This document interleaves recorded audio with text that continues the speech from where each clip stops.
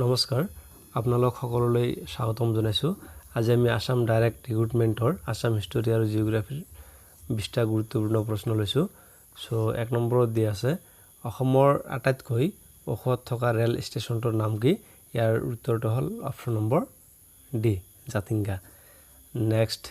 question অসমৰ স্বাধীনতা আন্দোলনৰ প্ৰথম শহীদ কোন আছিল ইয়াৰ উত্তৰটো হ'ল অপচন নম্বৰ সি পিয়লি ফুকন আছিল নেক্সট কোৱেশ্চন যে ভাৰতীয় ৰিজাৰ্ভ বেংকৰ প্ৰথম অসমীয়া সঞ্চালক গৰাকী কোন ইয়াৰ উত্তৰটো হ'ল অপচন নম্বৰ সি গণেশ ফুকন আছিল ভাৰতীয় ৰিজাৰ্ভ বেংকৰ প্ৰথম অসমীয়া সঞ্চালক নেক্সট কোৱেশ্চন অসমত প্ৰথমটো তেল শোধনাগাৰ কেতিয়া আৰু ক'ত স্থাপন কৰা হয় ইয়াৰ উত্তৰটো হ'ল অপচন নম্বৰ বি 1901 চনত ডিপগুইত নেক্সট কোৱেশ্চন দেৱনাম প্ৰিয় উপাধি কাক দিয়া হৈছিল ইয়াৰ উত্তৰটো হ'ল অপচন নম্বৰ সি অশোকক দেৱনাম প্ৰিয় উপাধি দিয়া হৈছিল নেক্সট কোৱেশ্চন অশোকে প্ৰচাৰ কৰা ধৰ্মটোৰ নাম কি আছিল ইয়াৰ উত্তৰটো হ'ল অপচন নম্বৰ বি বৌদ্ধ ধৰ্ম আছিল নেক্সট কোৱেশ্চন মহাৰাজাধিৰাজ উপাধি গ্ৰহণ কৰা গুপ্ত বংশৰ প্ৰথম সম্ৰাটজন কোন আছিল ইয়াৰ উত্তৰটো হ'ল অপচন নম্বৰ বি প্ৰথম চন্দ্ৰগুপ্ত আছিল নেক্সট কোৱেশ্চন ভাৰত ব্ৰঞ্জীৰ কোনটো যুগক হিন্দুবাদৰ সোণালী যুগ বোলা হয় ইয়াৰ উত্তৰটো হ'ল অপচন নম্বৰ বি গুপ্ত যুগক ভাৰত ব্ৰঞ্জীৰ হিন্দুবাদৰ সোণালী যুগ বুলি কোৱা হয়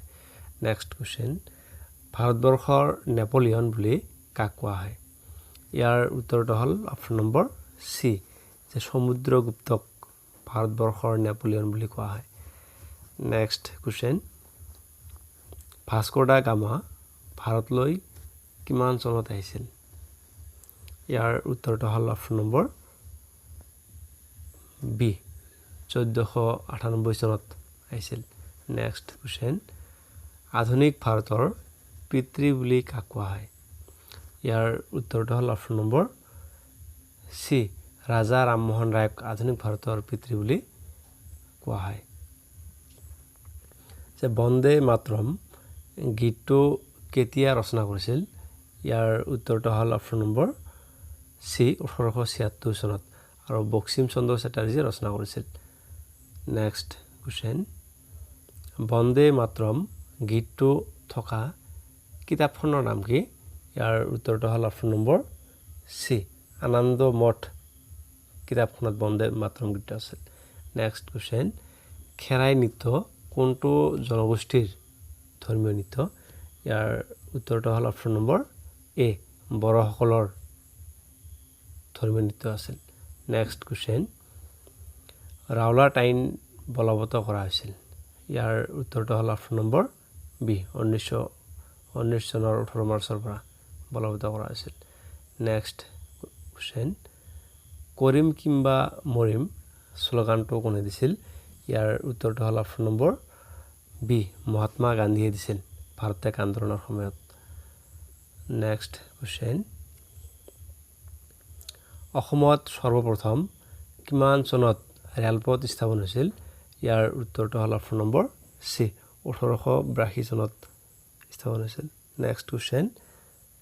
আলমগীৰ উপাধি লোৱা মোগল সম্ৰাটজন কোন আছিল ইয়াৰ উত্তৰটো হ'ল অপচন নম্বৰ সি ঔৰংজেব আলমগীৰ উপাধি লৈছিল নেক্সট কোৱেশ্চন ভাৰতৰ কোনখন ৰাজ্যত শিক্ষিতৰ হাৰ সৰ্বাধিক ইয়াৰ উত্তৰটো হ'ল অপচন নম্বৰ বি কেৰালাত শিক্ষিতৰ হাৰ সৰ্বাধিক নেক্সট কোৱেশ্চন সপ্তদ্বীপৰ চহৰ বুলি কোন ঠাইক কোৱা হয় ইয়াৰ উত্তৰটো হ'ল অপচন নম্বৰ ডি মুম্বাইক সপ্তদ্বীপৰ চহৰ বুলি কোৱা হয় গতিকে শুদ্ধ এনসাৰটো অপচন নম্বৰ ডি আজি আমি আসাম হিষ্টৰী আৰু জিঅ'গ্ৰাফিৰ 20টা প্ৰশ্ন আলোচনা কৰিলোঁ আপোনালোকে কমেণ্ট বক্সত কমেণ্ট কৰি জনাব thank you very much for ৱাচিং